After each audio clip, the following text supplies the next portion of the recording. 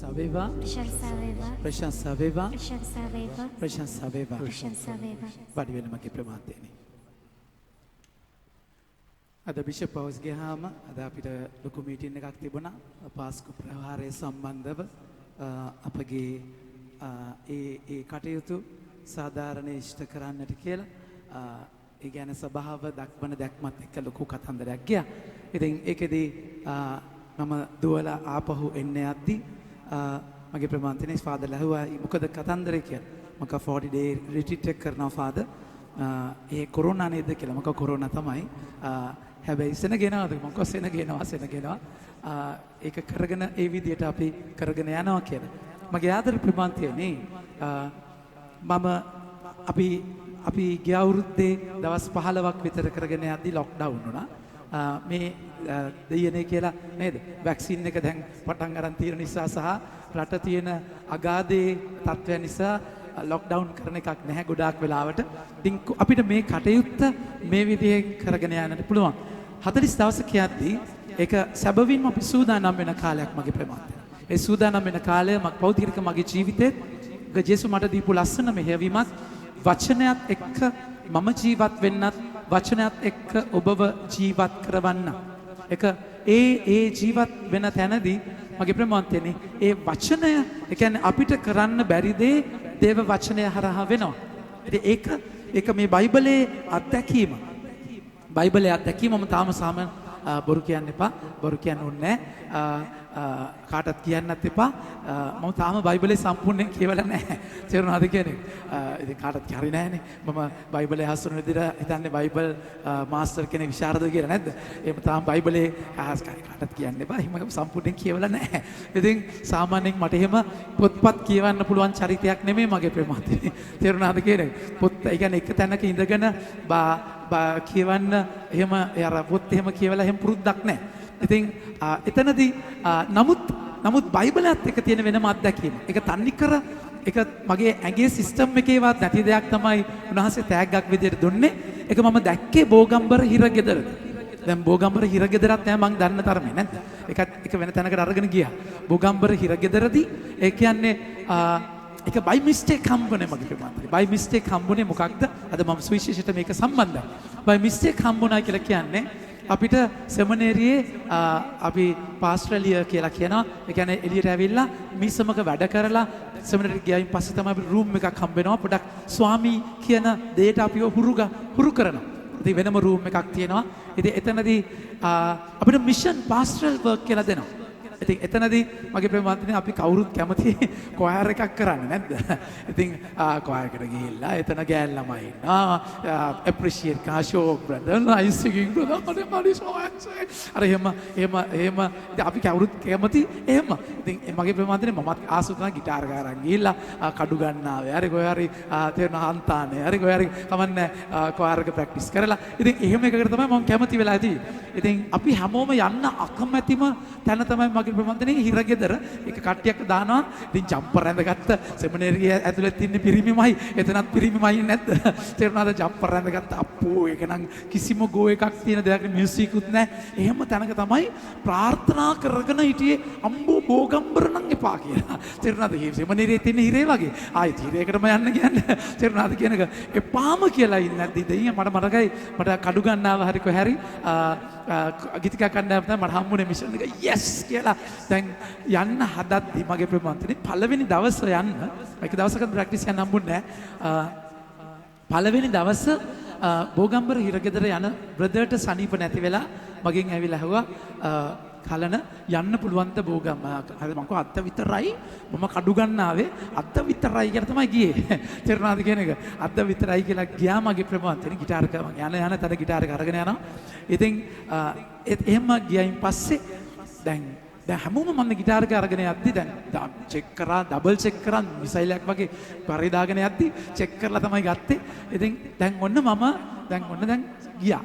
වයස්ක ස්වාමි කෙනෙක් ඉන්නවා පූජාව තියන්න. ඒ ස්වාමීට සිංහල බෑ හරියට. ඉතින් මට තමයි සිංහලෙන් දේශනා කරන්න කියලා කිව්වේ. ඉතින් ආපෝ හරි. දැන් මොන කට්ටියම මගේ ප්‍රමාණතේනේ.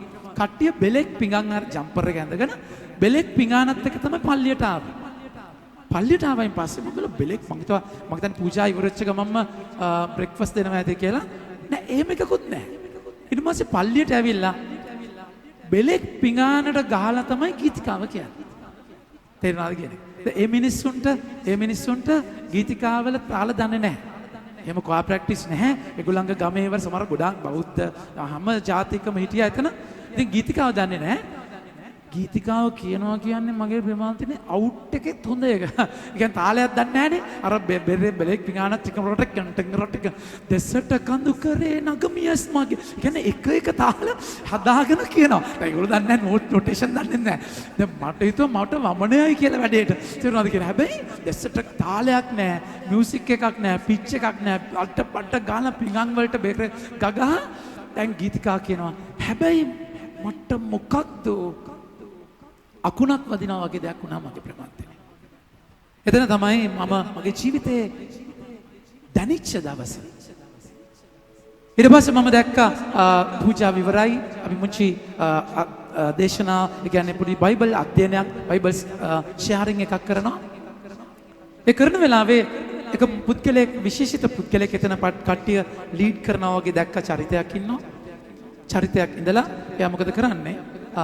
එයා බයිබලය අරගෙන ආවේ දැන් මම බයිබලය මෙහෙමත් නෙමෙයි නෙක් සාමාන්‍ය කේස් එකක්වත් තිබ්බේ නැහැ සාමාන්‍ය නිකන් කළු කේස් එකක් තිබ්බා ඒක අරගෙන ගිහින් මම බංකුවේ තියලා බංකු විතරයි තියෙන්නේ ඉතින් බංකුවේ තියලා මම මේ මිනිස්සයා ආවා බයිබලය අරගෙන ආවේ මගේ ප්‍රමාන්තෙනේ හાર્ට් එක කුෂන් හાર્ට් එකක උඩ තියලා පල්ලියට එද්දි බයිබලය මෙහෙම අරගෙන ආවා ඊට පස්සේ බයිබලය අරගෙන ඇවිල්ලා බයිබලය බංකුවේ තියලා හાર્ට් එක උඩින් දන්න ගහලා වැන්දා. වැන්දලා දැන් බයිබලේ තියන්නේ වෙන තැනක් නැහැනේ. ඊට පස්සේ තමයි බයිබලය අතට ගත්තා. මට විලි ලැජ්ජාවේ පණ ගියා. මේ මිනිස්සයා බයිබලයට කතා කරපු විදිය, සලකපු විදිය. ඊට පස්සේ මගේ ප්‍රමාන්තිනේ දැන් මම දැන් තියොලොජි, දර්ශනවාදය, අර බිබ්ලිකල් බෑග්ග්‍රවුන්ඩ් අරගෙන දෙන්නම් මොනවාද දේශනා අඩම් කළ දුන්නා දේශනා. ඔක්කොම හොතට අහගෙන හිටියා. ඊට පස්සේ ආ නැගිට්ටා. බ්‍රදර් පොඩි වචනයක් කියන්නද හරි කියන්න කියලා. මම දේශනා කරපු එක මම දේශනා කරේ බයිබලෙන් නෙවෙයි බයිබලේ අරගෙන අදහසක් කිව්වා. මම දේශනා කරපු පොයින්ට්ස් වලට එයා රැප් අප් එක දුන්නා. අපි රැප් අප් ස්පීච් කියලා කියන්නේ ඒක රැප් අප් කියලා කියන්නේ කියන්නේ රැප් කරනවා වගේ එකක් නෙමෙයි. ඒ කියන්නේ ඒකේ අරගෙන එයා බයිබල් කොටේෂන්ස් කියන්නේ. දැන් සහෝදරතුමා ප්‍රමාන්ත සහෝදරතුමා හරිම කරකශක කඩක් තියෙන්නේ. සහෝදරතුමා කතා කරන මෙන්න මේ ආදරය කියන තැන එකචුවම් හතරේ දාන මම දැන් මම පෙරලත්ටි. දැන් මම ඒ බල පුරුද්දක් නැහැ කියන්නේ කියලා. එම්ෙන් දෙකක් තුනක් පෙරලලා බලුවා. හරියටම හරි. මගේ ප්‍රමාන්තේනේ මම ඊට පස්සේ පටන් ගත්ත වෙනම දේශනාව. මං කිව්වා ඔයාලා කරපු පව් අහු වෙලා මෙතන ඉන්නේ. අපි කරපු පව් අහු වුන්නේ නැහැ. සමහරලාට ඔයාලට වඩා ලෝකුවක් ඇඳන් ඉන්න අපි ඊට වඩා පව් කරනවා. ජේසුස් ඉස්සරහා ඊටත් වඩා. ඒ වචනය තමයි පළවෙනි දේශනාව හරියට අර ස්ටෑස්ටි කරගත්ත ඒවා පැත්තක දාලා හරියට මම හදවතින්ම කතා කරන්න ගත්තේ. මම කිව්වා ඔයාලා කරපු පව් අහු වුණා. මම ඊට වඩා පව්කාරයෙක්. මගේ පව් අහු වෙලා නැහැ. එලා ඔක්කොම නැගිට්ටා. නැගිට මාව වට කරගත්තා. වට කරගෙන අප්පුඩි ගහලා මේ වචනේ අනාවරණයක් කියලා කෑ ගැහුවා. මගේ ආදර ප්‍රේමවන්තයනේ එදා දවසේ තමයි මගේ ජීවිතේ සේනාකුළුව. ඊට පස්සේ මොකද වෙන්නේ? මගේ ප්‍රේමවන්ත මේක මහා අත්දැකීමක්. ඒ කියන්නේ මම ෆස්ට් මට ටේස්ට් එක හම්බුනේ එතන. ඊට පස්සේ මොකද වෙන්නේ? මම දැන් ගීතිකා කණ්ඩායම දැන් ඊට පස්සේ ගීතිකා තාලෙට කියන්න පුළුවන් නේ. ගිටාර අරගෙන මම ගීතිකා මෙතන නම්බරේ තේරුණාද කියන්නේ මම ගීතිකාව ලෑස්ති කරලා ඉන්නකොට ඉස්සරහා බංකුවේ එක්කිනා නම්බරේ කියනවා මම පෙරලන් ඉන්න නම්බරේ එතනින් කියනවා. කියන්නේවත් නැතුව. අපි ගීතිකා 72 වෙනි ගීතිකාව ගමු. මම මෙතන කෝඩ්ස් එක ලෑස්ති කරන එක යාගෙන ඉන්නේ ගීතිකාව. බලා මෙතන වෙනම කතන්දරයක්. ඊට පස්සේ අපිට ඒක යාඥා කරා සුව වුණා දැක්කා. මම ආවා පල්ලියට. මම සෙමිනේරියට ඇවිල්ලා දසනායක පියතුමා කියලා ඉන්නේ. හරිය සරයි. කතා කරන් හරිම සරයි කතා කළා කිසි දෙයක් විසඳ ගන්න බෑ. කිව්වොත් කිව්වමයි. ඉතින් අපි ආසම නැති පියතුමෙක්. තේරුණාද කියන්නේ? ඉතින් මම පියතුමාගේ ඔෆිස් එක කාමරේ ගාව කැරකෙනවා. කැරකිලා මම කිව්වා දොරට තට්ටු කරලා මම කිව්වා ෆාදර් මම ප්‍රේමන්තිනේ අපි සෙමිනේරිය රෝමේ උර්බානෝ කියන කැම්පස් එකට ඇෆිලියේටඩ්. ඒතර හැම දෙයක්ම රෝමෙත් එක්ක කනෙක්ටඩ්. මෙතන කරන දේවල් අපිට ඕන විදිහට මාරු කරන්න බෑ. ඒතකොට මේ මිෂන් එක මට දාලා දීලා තියෙන්නේ කම්ප්ලීට්ලි මේ මිෂන් එක ඒ චර්ච් එකේ කොයර් එක මාරු කරන්න බෑ.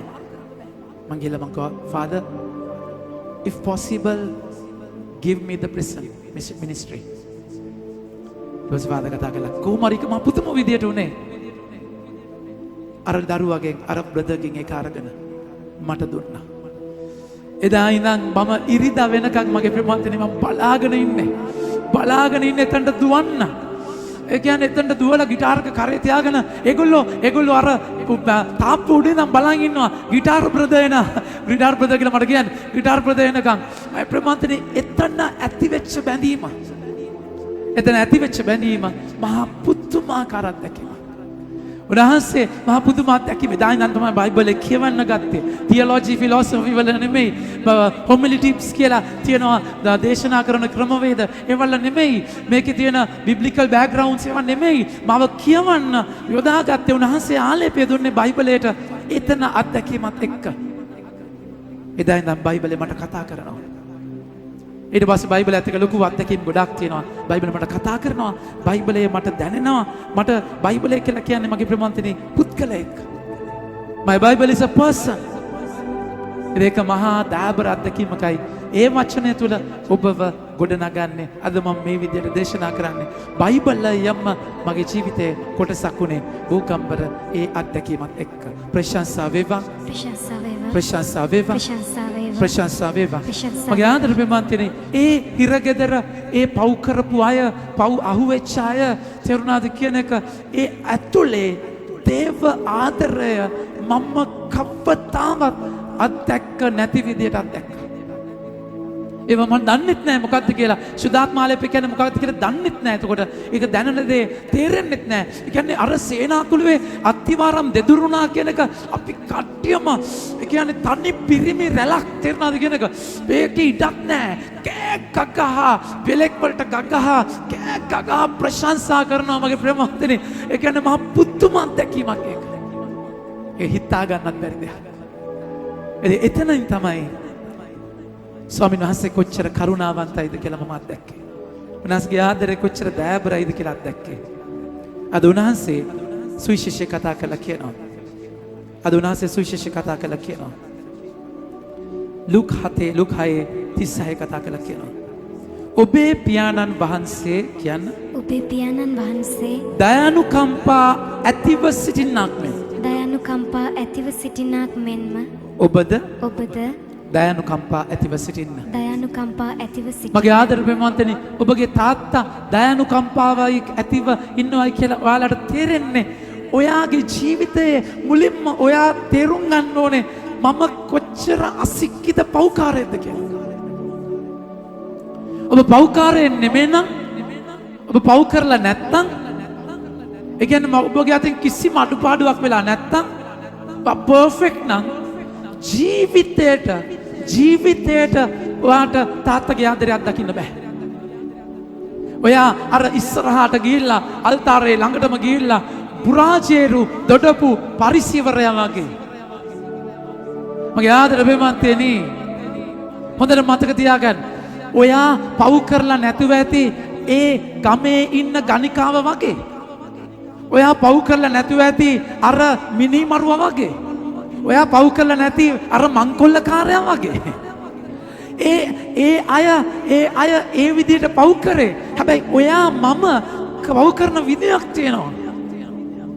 මගේ ප්‍රේමවන්තනි පාපයත් ටේස්ට් කරගෙන පාපයත් ආවරණය කරගෙන කරන්න පුළුවන් ජරාම වැඩ කරලා ඒවා වෙනම විදියට වහගෙන එන ඇතුළාන්තේ කපටි ජීවිතයක ඔබ මම ඉන්නේ.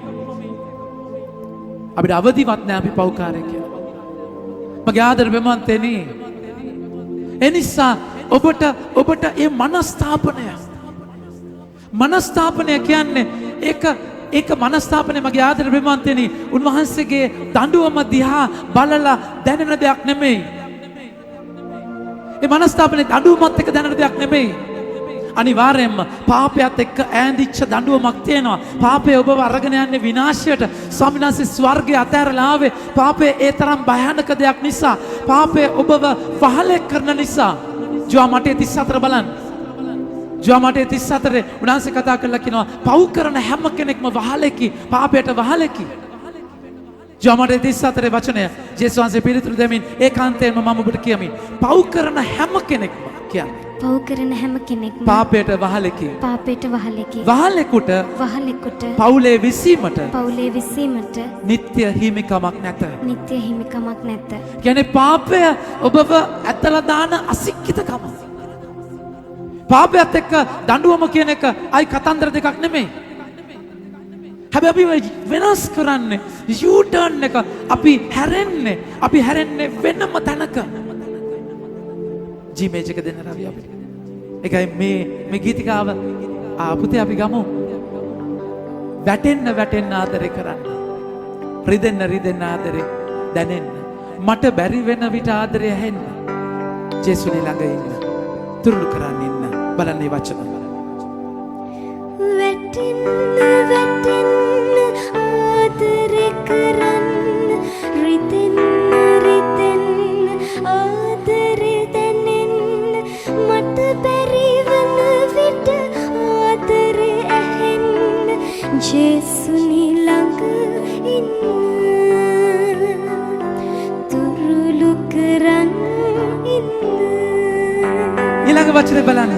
අතර දුවන විට ආදරේ කරන්න. දැන් අතර දුවද්දී ආදරේ කරන්න කොහොමද? ඒක මේවා අපේ ජීවිතේ මගේ ජීවිතේ මට කවුරුත් කියා දෙලා නැහැ මගේ ප්‍රේම. මට ජීවිතේ කිසිම කෙනෙක් කියා දෙලා නැහැ. මට කියා දුන්නු ජේසු එන්නේ තඩි බැටන් පොල්ලක් තියාගෙන. නැද්ද? ඒක පුලි ගිනි තියාගෙන බොරු කියද්දී කට පුච්චන්න, අපටි පිට පැලෙන්න දෙන්න, යකාට ඇදලා දාන්න, විනාශ කරන ජේසු කෙනෙක් මම අහලා තිබුණා. ඉතින් කකුල් මැන්ඩලින් ගහනවා එතනට යන්න. පව් කරයින් පස්සේ පැනලා දුවනවා. එහෙම තැනක තමයි අපි හැදුනේ. හැබැයි මගේ ප්‍රේමවන්තයනි ස්වාමීන් වහන්සේ මට ස්වභාවයක් දීලා තියෙනවා.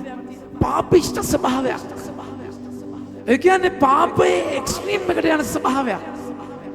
ඒ ස්වභාවය තුල මම මාර කට්ටක් කෑවා. ජේසුට ආදරය කියන එක අනිත් එක පැත්තකින් තිබුණා.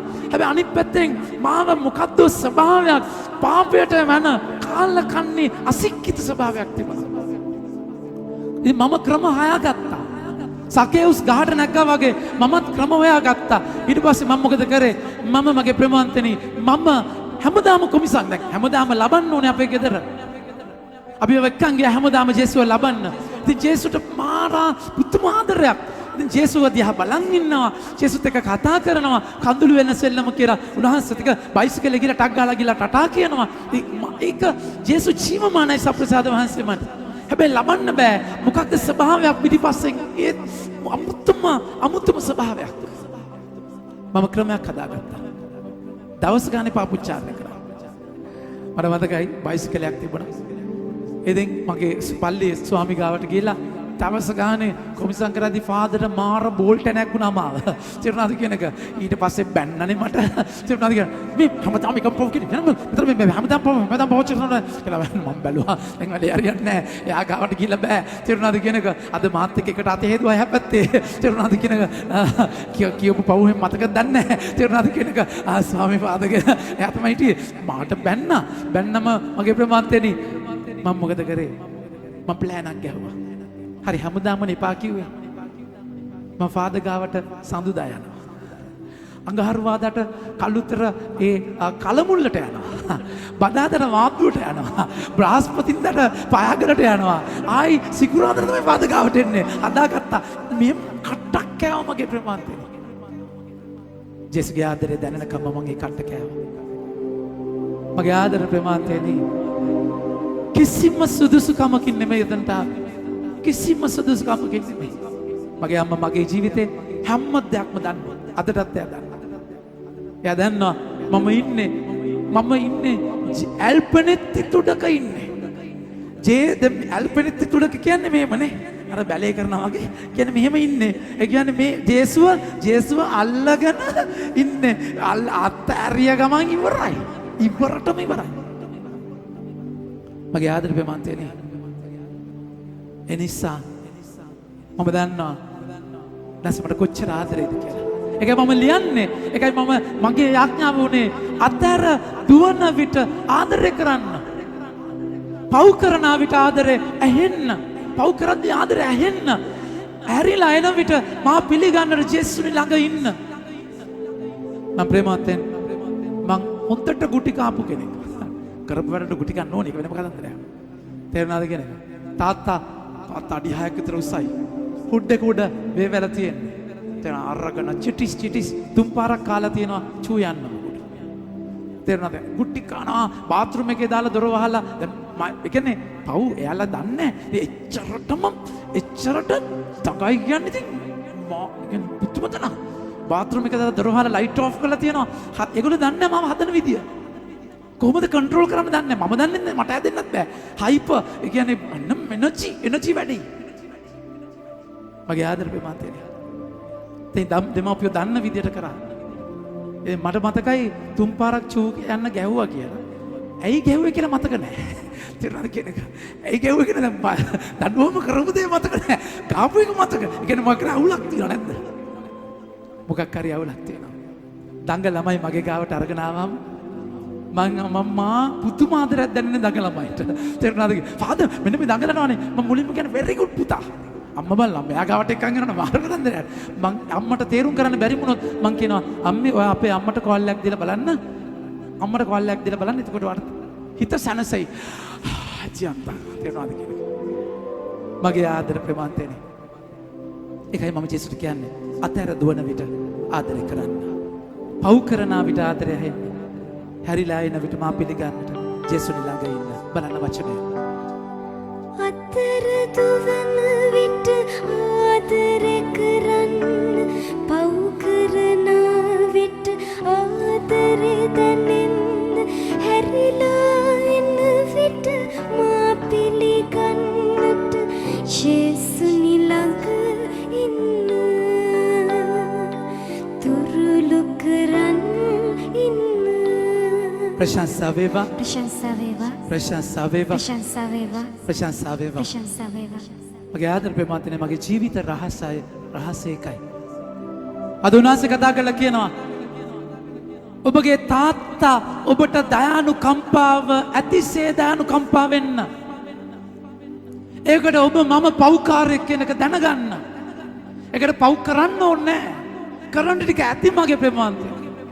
කෙනෙක්ට වැඩියෙන් දුන්නා නම් එයාගෙන් වැඩියෙන් බලාපොරොත්තු වෙනවා. ඔබට ඔබගේ ජීවිතය වෙන කිසිම කෙනෙක් එක සසඳන්න බෑ.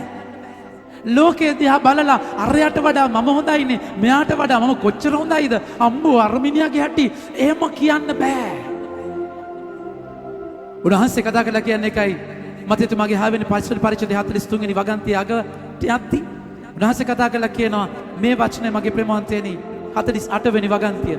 එබැවින් කියන්නේ එබැවින් ඔබේ ස්වර්ගික පියාණන් වහන්සේ ඔබේ ස්වර්ගීය පියාණන් වහන්සේ සර්ව සම්පූර්ණව සිටින්නාක් මෙන් සර්ව සම්පූර්ණව සිටින්නාක් මෙන් ඔබද සර්ව සම්පූර්ණ වන්න. සර්ව සම්පූර්ණ වන්න. ඒ නිසා මේ එක ඩමීස් දිහා බලන්න එපා.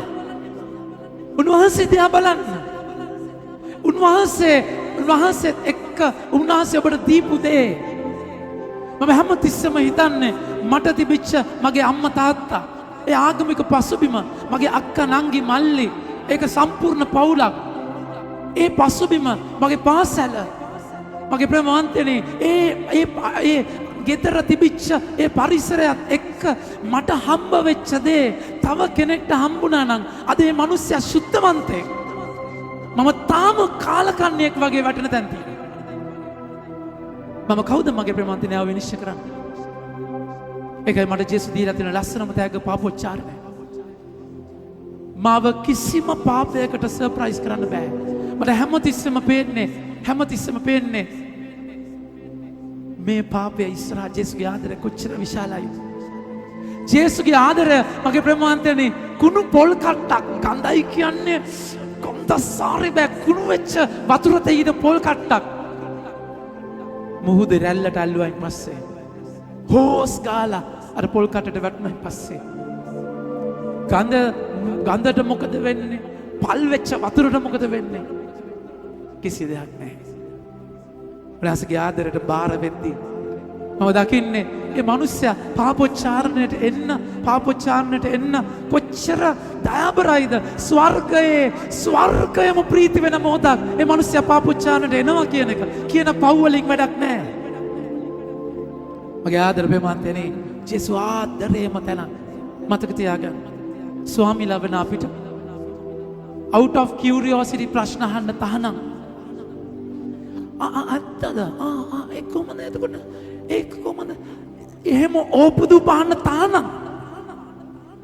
මතක තියාගන්න ඔබට මඟ පෙන්වීමක් දෙන්න ඔබගෙන් මම අපිට පුළුවන් ප්‍රශ්න අහන්න කිසිම දවසක we can never make the penitent awkward අපිට කවදාවත් එයාව අපහසුතාවයට පත් කරන්න බෑ කතහනම් මගේ ආදර ප්‍රේමන්තයනි පාපොච්චාරණය කියන්නේ එච්චර ශුද්ධවන්ත තැනක් ඒක මගේ ගාවට දන ගහන හැම කෙනෙක්ටම දකින්නේ ස්වර්ගයක් විවර වෙනවා මිසක් ඒ පුද්ගලයා කියන පාපය මට අදාළවත් නැහැ මට ඒක මතක තියෙන්නේවත් නැහැ ඒක ඔළුවේ තියෙන්නේවත් නැහැ ඒක මේ මිනිස්සයා මේක කියන්න ආව නේද කියන මහා ප්‍රීතියක් මට තියෙනවා මිසක් ඇත්තටම පාපොච්චාරණය කරන අයත් එක්ක මගේ වෙන්නම බැඳීමක් තියෙනවා වෙන්නම බැඳීමක් ඒක ආත්මික බැඳීමක් මගේ මිසමෙත් එකයි පාපොච්චාරණය කරන 10 දෙනෙක් විතර ඉන්නවා.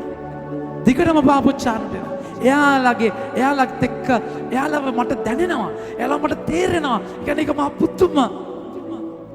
ඔබට ස්පෙෂල් වෙන්න ඕන නම් අන්න තැන. අන්න තැන.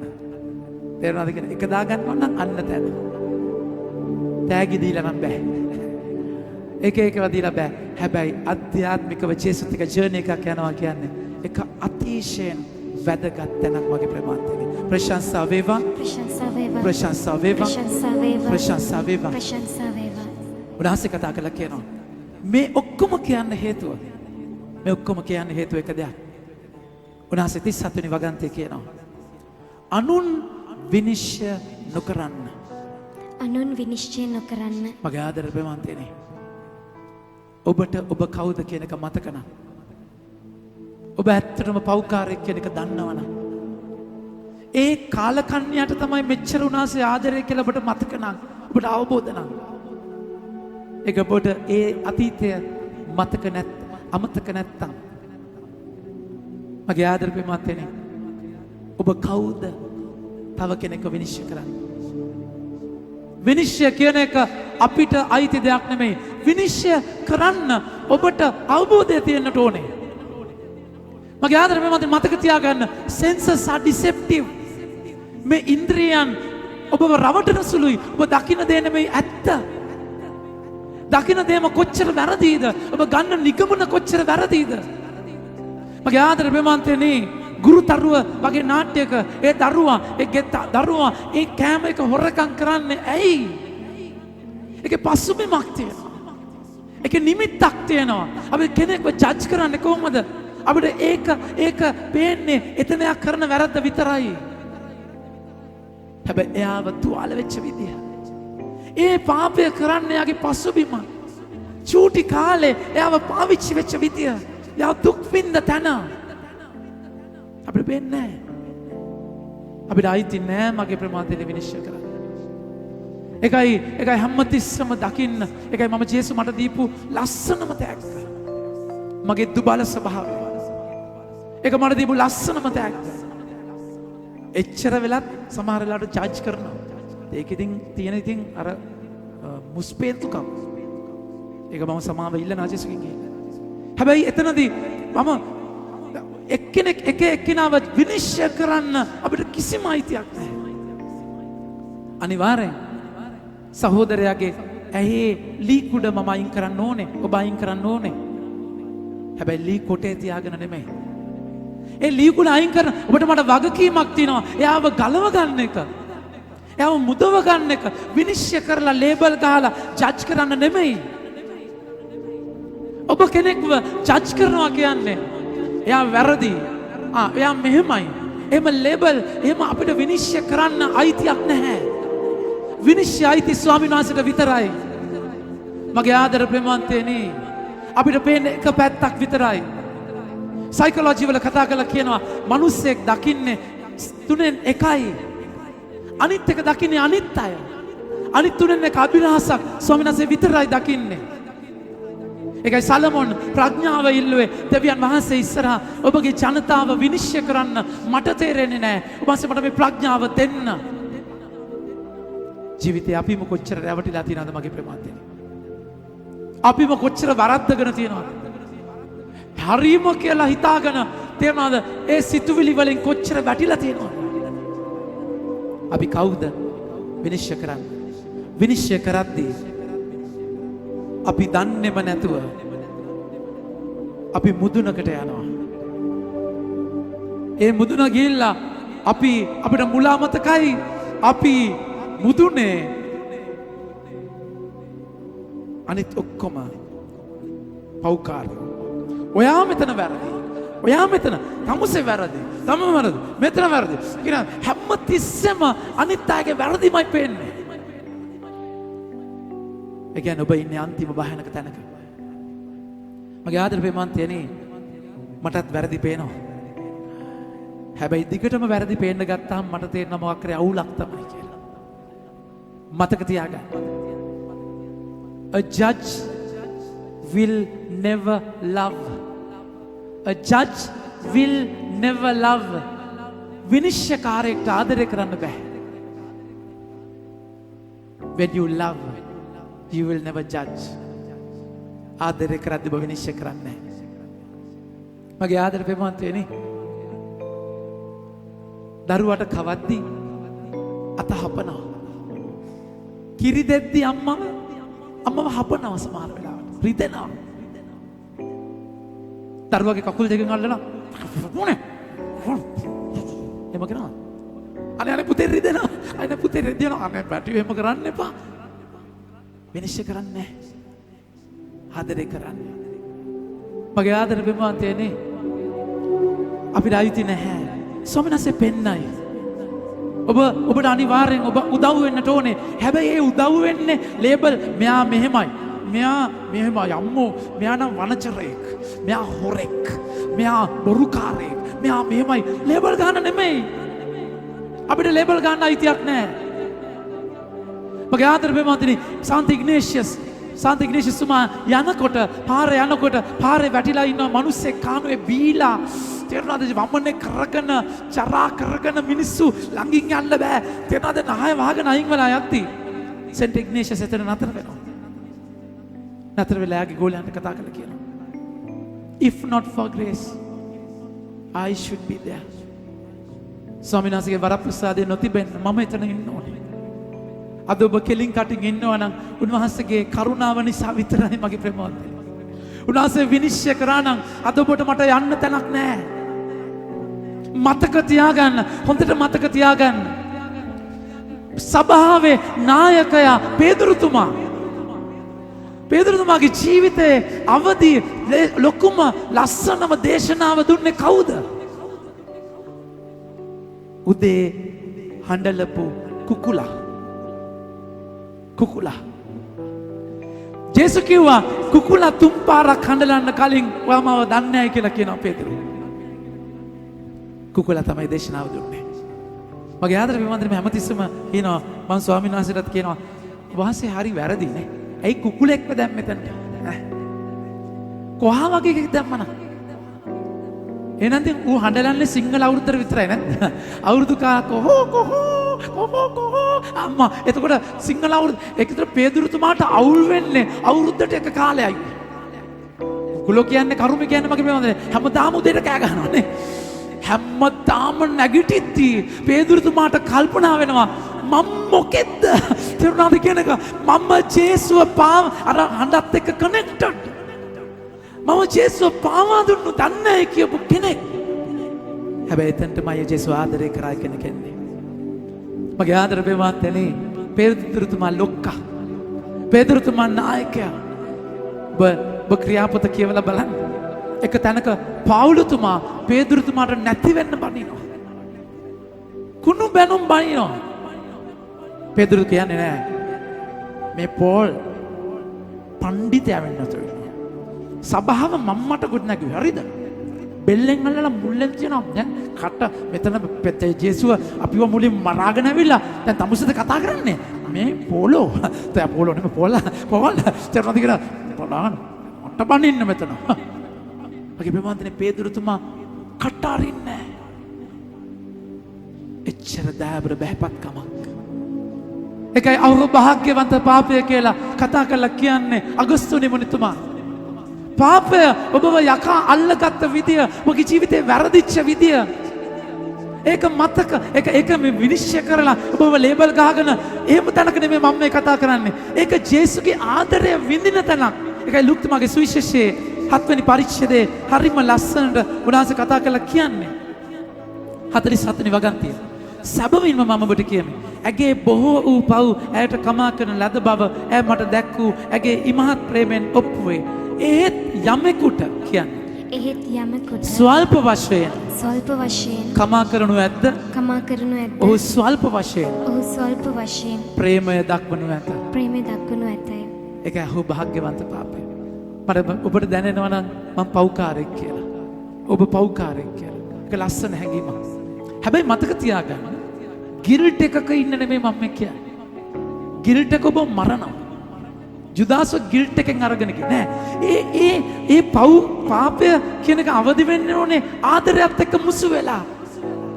ජේසුගේ තුරුලේ ඔඩොක්කුවේ උන්වහන්සේ බදාගෙන ඉඳලා ඒ හැම ඇත්තක් උන්වහන්සේට කියන්නේ මට කිසිම මොනම විදියකින් මට යකත් එක්ක ගන්න දිනුවක් නෑ. sad, mad, scared and guilt. මේක තමයි ඍණාත්මක හැඟීම් තුන. sad කියන්නේ දුක, mad කියන්නේ කේන්තිය, scared කියලා කියන්නේ බිය, guilt කියලා කියන්නේ වැරදිකාර හැඟීම. මේ තුනම මේ හතරම යක්ෂයාගේ දෙයක්. මේ කිසිම දෙයක් නෙමෙයි. මම අවබෝධයි මම කවුද ස්වාමීනි, මම කවුද කියන තැනත් එක්ක ඒ ආදරය වෙලා ගන්නවා. තුරුළු කරගෙන it's okay මගේ පුතේ, it's okay මගේ දූ. ආදරේ ඒත් ආදරේ. මගේ ආදර ප්‍රමාන්තයනේ මෙතනයි ඔබගේ මගේ ජීවිතේ ලස්සන තියෙන්නේ. උනාසේ කියනවා ඒ නිසා විනිශ්චය කරන්නට එපා. ඔබ විනිශ්චය වෙන්නේ නැහැ එතකොට. ඒ හැන්ද ස්වාමීන් වහන්සේගේ අතේ උනාසේගේ වචනය අපි අයිති කර ගන්නවා. ප්‍රශංසා වේවා. අපි වචන 37 දෙවනි කොටස ඉඳන් කියවගෙන යන්න. අනුන් විනිශ්චය නොකරන්න. එවිට ඔබත් විනිශ්චය කරනු නොලැබේ. අනුන් වරදට පත් නොකරන්න. එවිට ඔබත් වරදට පත් කරනු නොලැබේ. සමාව දෙන්න. එවිට ඔබටද සමාව දෙනු ලැබේ. මගේ ආදර ප්‍රමාන්තයනේ එනිසා උන්වහන්සේ ඔබට කරන දේ ඔබ අනිත් කෙනාට කරන්න ඕනේ. අපි කැඩපතක් වගේ. ඒ ආදරය අපි ප්‍රතිබිම්බගත කරනවා එතනට. ඒ ආදරය අපි රිෆ්ලෙක්ට් කරනවා එතනට. ඒකයි ඔබගේ මගේ ජීවිතය අවසානයේ උනාසේ කතා කරලා කියනවා. බලන්න. අනුන්ට දෙන්න කියන්න. එවිට ඔබටත් දෙනු ලැබේ. ඒක හරියට මේ වගේ මගේ ප්‍රේමාන්තය. ඔබ තව කෙනෙක්ට දෙන්න කොච්චර දුරක් අරිනවද? ඒ ආදරයට කොච්චර ඉඩක් දෙනවද? ඒ ඉඩෙන් තමයි උන්වහන්සේගේ ආදරයත් එන්නේ. ඔබ අනිත් කෙනාට කොච්චර ගොඩාක් ඉඩ දෙනවද? ඒ තරමටම හම්බ වෙනවා. හැබැයි මේක ප්‍රැක්ටිකලි ඔබ එක්ස්පීරියන්ස් කරලා බලන්න. ඔබට දෙන මිම්ම ඔබ කෙනෙක්ට මොනවා හරි දෙනවද? ඒ තරම මුදල් හරි ගන්න. ඔබ උන්වහන්සේ වෙනුවෙන් කෙනෙක්ට දෙන බලන්න. ඒ දෙන මුදලම අනිත් පැත්තට ඔබට ලැබෙනවා. ඒක ඇදහිල්ලෙන් ඔබ කරන්නේ. ඒ කියන්නේ ඇත්තද අන්න නියමයිනේ. ඔන්න දැන් ස්වාමීනි මම 1000ක් දෙනවා. දැන් අර හම්බ වෙන්න තේරෙනවද කියලා. දැන් කොහොමද හම්බුණාද? එහෙම එකකින් නෙමෙයි. ආදරයෙන් ඒ දේ ඔබ දෙද්දී. ඒක මගේ ආදර ප්‍රේමාන්තනේ. දැන් ඔබ ගාව රුපියල් 1000ක් තියෙනවා නම් ඒ 1000 නම් ඔබ බලාගන්නේ. ඒක අර මනුස්සයර දීලා බෑ නන්නත්තරයි ඔබ. හැබැයි ඔබ විශ්වාස කරනවා නම් ඒ 1000 නෙමෙයි ඔබ බලාගන්නේ. ඔබ බලාගන්නේ උන්වහන්සේ කියන එක. ඒක එයාට දෙන එකේ ප්‍රශ්නයක් කිසිම ප්‍රශ්නයක් නැහැ. මගේ ආදරේ මේක තණ්ඩි කර ස්වාමින් වහන්සේත් එක්ක තියෙන දෙයක්. ඒක ඔබ අනිත් ඒක ඔබගේ ජීවිතේ හැම දෙයක්ම ඔබ අනිත් කෙනාට දෙන්න. ඒ කියන්නේ හැමතිස්සෙම ඒක මගේ ජීවිතේ දේශනා කරන එක ගීතිකා හරි මේ හැම දෙයක්ම සමහර වෙලාවට ඒක අනිත් කෙනෙක්ට වඩා උන්වහන්සේ ඒක මහා පුදුම විදියට වර්ධනය කරනවා. ඒක වැඩි කරනවා. එයයි දෙනවා කියන තැනත් එක්ක. කිසිම අභිලාෂයක් පරමාර්ථයක් ප්‍රතිලාභයක් බලාපොරොත්තු වෙන්නේ නැතුව දෙන තැන උන්වහන්සේ ඒ දෙනවා කියන එක ආලේප කරනවා මහා පුදුම විදියට.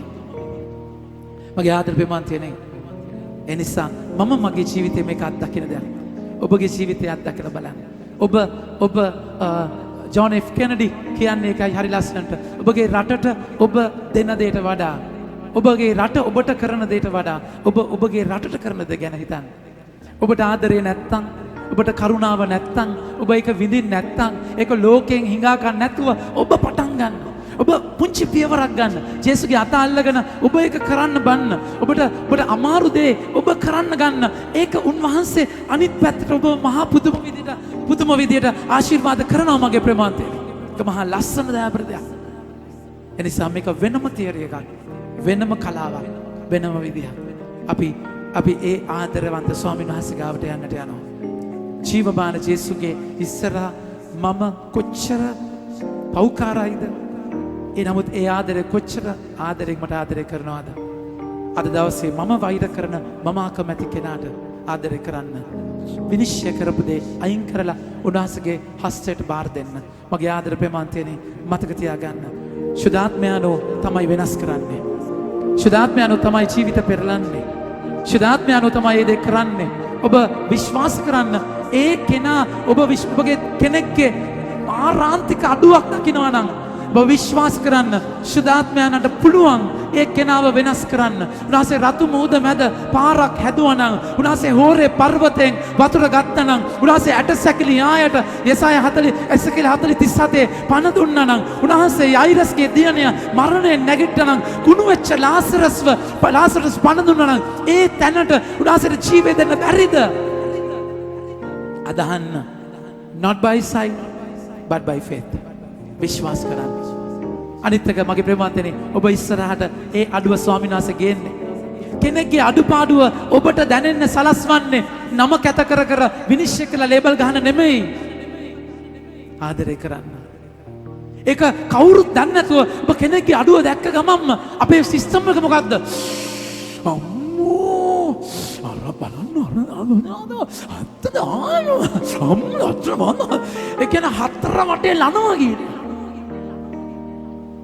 මගේ පාප කැත ඔබම දැක ඇත්ත.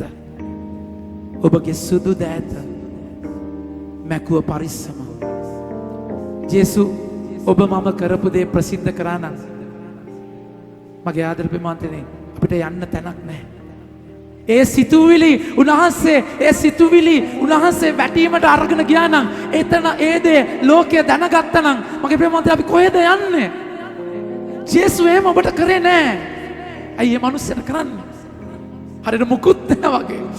කිසිම නිකන් ඔබ ස්පොට්ලස් අම්මෝ ඒ කියන්නේ දෙව අම්මෝ සුද්ධවන්තයි කියන්නේ නැද්ද? අර සුරෝම අයින් කරලා එතන තියන්න පුළුවන් ඔබ නැද්ද? අන්නේ අම්මේ. ඒ වගේ නේ ඇසිරෙන්නේ. ඇතුලේ ජරාකම තියාගෙන. මගේ ආදර ප්‍රේමාන්තයනේ. ඒ නිසා මේ විනිශ්චය මට අයිති නැහැ. මේ වැරදි මේ එක එක්කිනාව ජජ් කරන එක මට අයිති නැහැ. ආදරය කරන්න. රිදෙනකන් ආදරය කරන්න. ගඳ ගහන බැටළුවට ආදරය කරන්න. ඔබට ජේසු ආදරය කරේ එහෙමයි. ඒ නිසා ඒක අමතක වෙන හැම වෙලාවෙම සමහර වෙලාවට උන්වහන්සේ ඔබ වටේ වැටෙන්න දෙනවා. තේරුණාද? අර ආඩම්බරකම් හොම්බෙන් යන්න දෙනවා. අර ප්‍රවුඩ සෙන්සෙලප්පු නන්නත්තර කරනවා. ඒ කියන්නේ අර කතා කරපු තේරුණාද ලෝඩ් බයිරන්ලා වගේ හිටියේ හොම්බ ඇනිලා තමයි ඇස්සරෙන්නේ මගේ ප්‍රේමාන්තනේ. අර උරු කැම කන තැනට වැටුනහම තමයි අවබෝධය එන්නේ. ඒක පාළුතුමා කතා කරලා කියන්නේ. 2 කොරින්ති 12 වෙනි පරිච්ඡේදය 7 වෙනි වගන්තිය උන්වහන්සේ කියනවා. ඒ එලිදරව් වීම් වල උතුම්කම කරන කොටගෙන මගේ හිස උදුම්මා නොගන්නා පිණිස මට පහර දීමට සාතන්ගේ දූතයෙකු වැනි ශරීරයේ කාවැදුණු කටුවක් හා සමාන පීඩාවක් මට දෙන ලද්දේය. එසේ වූවේ කියන්නේ එසේ වූයේ මා හිස උදුම් මා නොගන්නා පිණිසය. මා හිස උදුම්මා නොගන්නා පිණිසය. එනිසා ඔබගේ ජීවිතය ඇනෙන දෙයක් ඇති. දුබල ස්වභාවයක් ඇති. ඒ ස්වභාවයට ස්තුති කරන්න. පාපය ජස්ටිෆයි කරන එක නෙමෙයි මම කියන්නේ. ඒ ගනුදෙනුව ජේසුස් එක්ක තියාගෙන ඔබගේ ඇත්ත මමයි ඒක ඇත්ත මතක තියාගන්න. ඔබට යම් යහපතක් තියෙනවා නම් ස්වාමීන් වහන්සේගෙන් විතරක්ම ලැබිච්ච දේ මතක තියාගෙන අපි උන්වහන්සේගේ පාමුල දනින් වැටිලා අපේ ජීවිතය ඇත්ත උන්වහන්සේට බාර කරමු මගේ ප්‍රමාන්තේනි.